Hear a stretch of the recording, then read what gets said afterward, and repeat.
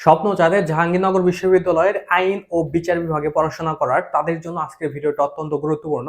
আজকে আমি তোমাদের সাথে আলোচনা করব যে তুমি যদি আইন বিভাগে পড়তে চাও জাবিতে, তাহলে তোমার কত নম্বর পেতে হবে, তারপরে তোমার কাট মার্ক কত হবে এবং এখানে শর্তগুলো কি কি আছে ভর্তি পরীক্ষার উপরে বা এইচএসসির উপরে তোমাদের কোনো শর্ত আছে কিনা, ওভারঅল সকল বিষয় নিয়ে তোমাদের ধারণা দেব।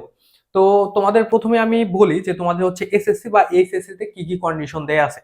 আর জাহাঙ্গীরনগর হচ্ছে এরকম একটা ইউনিভার্সিটি যেখানে আসলে পদে পদে শর্ত, মানে এসএসসি এইচএসসি মিলিয়ে শর্ত থাকে, তারপরে আবার ভর্তি পরীক্ষা দিয়ে একটা পার্টিকুলার নাম্বার তোলা লাগে, তারপরে সিট সংখ্যা তো একদম লিমিটেড।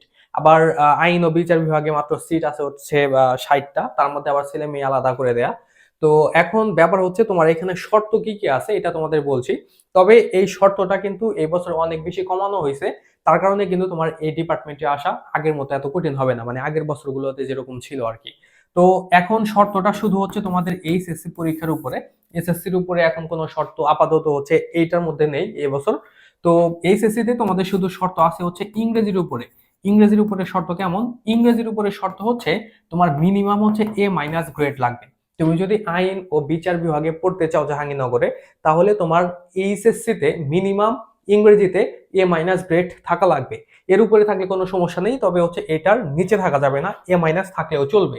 আর অন্য কোনো সাবজেক্টের উপরে এইচএসসি তে কোনো কন্ডিশন দেয়া নেই, এসএসসি তেও কন্ডিশন দেয়া নেই। কিন্তু তোমাদের ভর্তি পরীক্ষার উপরে আবার এখানে কিন্তু কন্ডিশন দেয়া আছে। ভর্তি পরীক্ষার উপরে কন্ডিশনটা হলো তোমাদের বাংলা এবং ইংরেজি, তোমাদের তো সি ইউনিটে হচ্ছে এই ডিপার্টমেন্টটা, সি ইউনিটে মোট হচ্ছে তোমাদের পরীক্ষা হয় হচ্ছে 80টা এমসিকিউতে। তার মধ্যে তোমাদের হচ্ছে বাংলার উপরে 20টা এমসিকিউ, ইংরেজি 20টা এবং জিকের উপরে হচ্ছে 40টা, এগুলো তো তোমরা জানো। তো এখন তোমাদের এই যে বাংলা এবং ইংরেজির উপরে যে তোমাদের হচ্ছে 20টা করে এমসিকিউ, এগুলোর মধ্যে তোমাদের আবার হচ্ছে 60%-এর উপরে নাম্বার পাওয়া লাগবে। তার মানে আলাদাভাবে বাংলা এবং ইংরেজির উপরে তোমাদের হচ্ছে 12 নাম্বারের উপরে পাওয়া লাগবে ভর্তি পরীক্ষা দিয়ে, ঠিক আছে? তো এখন কিন্তু যারা হচ্ছে এখানে পরীক্ষা দেবে তারা কিন্তু নর্মালি বাংলাতে 12-এর উপরে পাবে, এটা হচ্ছে অনেকটাই ইজি হবে, অত বেশি বেগ পেতে হবে না। কিন্তু এই যে ইংলিশ, এই ইংলিশটা যেহেতু জাহাঙ্গীরনগরে ভালোই হার্ড হয়, এই কারণে কিন্তু অনেক স্টুডেন্টই আছে যারা হচ্ছে এই ইংরেজিতে খুব বেশি ভালো করতে পারে না। সেই কারণে অনেকেই থাকে জাহাঙ্গীরনগরে এরকম এরকম রেকর্ড আছে যে ভর্তি পরীক্ষা দিয়ে প্রথম হয়েছে কিন্তু সাবজেক্ট পাইনি ভালো, এরকম কিন্তু রেকর্ড আছে। তো এরকম হতে পারে। তার জন্য তোমরা যদি এই ডিপার্টমেন্টে পড়তে চাও এবং তোমার যদি কোয়ালিফিকেশন থাকে, অবশ্যই তোমরা চেষ্টা করবা যে ইংলিশের মধ্যেও তোমরা যেন 12 নাম্বারের উপরে তুলতে পারো, ঠিক আছে? এটা কিন্তু তোমাদের একটা প্রিকন্ডিশন। এখন আসা যাক যে তোমাদের আসলে এখানে কিভাবে পড়তে হবে বা তোমাদের এখানে নম্বর কত লাগতে পারে ভর্তি পরীক্ষা দিয়ে। তো এখানে একটা জিনিস তোমার বুঝতে হবে যে ল হচ্ছে অনেক বেশি ডিমান্ডেবল একটা সাবজেক্ট। তো এখানে যারা টপ মেরিট করবে তারা মোটামুটি সবাই চেষ্টা করবে যে আসলে এখানে আসার জন্য। তবে তোমার এখানে যদি তুমি আসতে চাও, তবে তোমার হচ্ছে টার্গেট রাখা দরকার যে তুমি যেন ভর্তি পরীক্ষা দিয়ে জিপিএ সহ তুমি যেন 72 নাম্বারের উপরে তুলতে পারো, তাহলে দেখা যাবে যে তোমার হচ্ছে এই জায়গায় আসা অনেক বেশি সহজ হবে, ঠিক আছে? 72+ নাম্বার তোলার কিন্তু তোমার একটা চেষ্টা থাকা লাগবে। তো এখন এই 72+ নাম্বার তুমি কিভাবে তুলতে পারো, কিভাবে পড়লে তুমি আসলে সহজেই তুমি এখানে আসতে পারবে। তো দেখা যাক, ধরলাম আমি তোমার জিপের উপরে আছে 20 নাম্বার, তাহলে তোমার এখানে কত লাগতেছে? 50 বা 52। ধরলাম 53 নাম্বার লাগবে তোমাদের এভারেজ সবারই। এখন এই 53 নাম্বার কিভাবে তুলবা?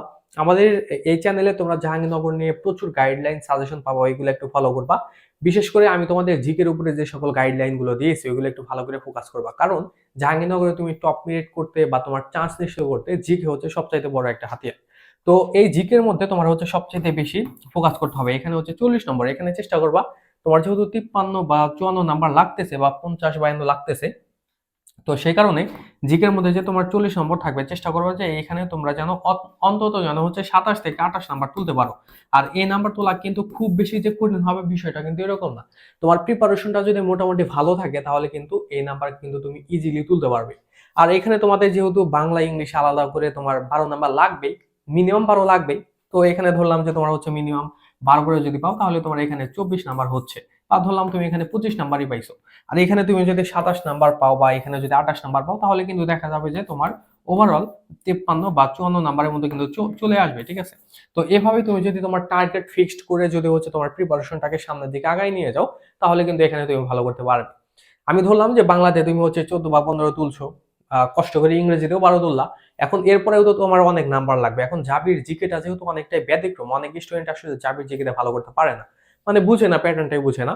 তো এই কারণে তুমি যদি জাবির জিকের মধ্যে ভালো করে এখন এই যে মাত্র কয়েকদিন সময় আছে, এই সময়টার মধ্যেও যদি তুমি ভালো করে ফোকাস করো, তাহলে হচ্ছে তুমি এখানে ভালো করতে পারবে। মানে আমি এটা ড্যাম শিওর যে আমি তোমাদের ধরো যত ভালো করে বুঝিয়ে দেই, তারপরেও মোস্ট অফ দ্য স্টুডেন্টস তারা হচ্ছে জাবির যে অ্যাবসুলেট যে একটা প্যাটার্ন, প্রশ্নের প্যাটার্ন ওইটা ফলো করবে না, তারা তাদের মধ্যেই পড়ে যাবে।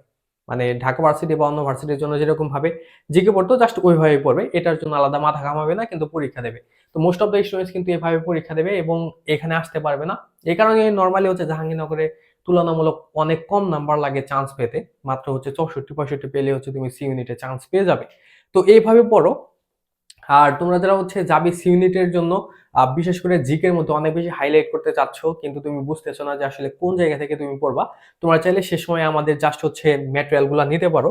জাস্ট আমাদের ব্যাচ আছে, ব্যাচের মধ্যে যে ম্যাটেরিয়াল গুলো আছে ওইগুলো তুমি কালেক্ট করতে পারো। তো এখানে তোমাদের ফি দেওয়া হয়েছে মাত্র 500। তো তোমরা যদি কেউ অ্যাড হতে চাও, এখানে নাম্বার দেওয়া আছে, এই নাম্বারে তোমরা হোয়াটসঅ্যাপে যোগাযোগ করবে।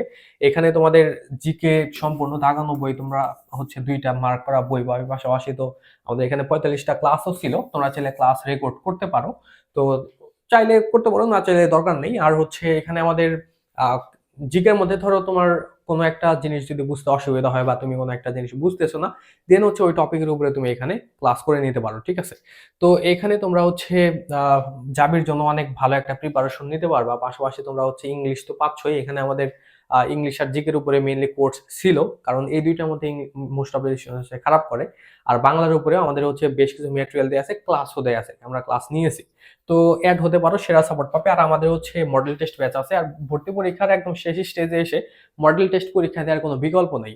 তো আমাদের মডেল টেস্ট ব্যাচের ফি হচ্ছে মাত্র 350। ভর্তি হলে এই নাম্বারে তোমরা হোয়াটসঅ্যাপে যোগাযোগ করবে। এখানে তোমরা বিট সেট পরীক্ষা দিতে পারবা ওয়েবসাইট থেকে। দেন হচ্ছে পরীক্ষার যে প্রশ্নপত্র সেগুলো পিডিএফও পাবে।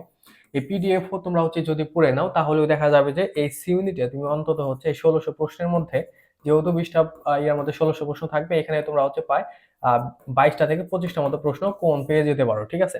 আর এখানে হচ্ছে তোমরা হচ্ছে জিকে দাগানো বই পাবে 15টা বা 16টা বা 20টার মধ্যে হচ্ছে এক্সক্লুসিভ লেভেলের শীট পাবে, যেগুলো থেকে অনেক প্রশ্ন কমন থাকবে। তো জাবিতে যারা মানে চান্স পাওয়া লাগবে এরকম ডেডিকেশন আছে, তোমরা চাইলে আমাদের ব্যাচ দেখতে পারো। আর যদি কেউ মনে করো যে 2টা ব্যাচ একসাথে ভর্তি হবে, 700 টাকায় ভর্তি হতে পারবে। ভর্তি হলে এই নাম্বারে তোমরা এখনই হোয়াটসঅ্যাপে যোগাযোগ করো, যেহেতু সময় কম, তো এখনই কালেক্ট করে পড়াশোনা শুরু করো।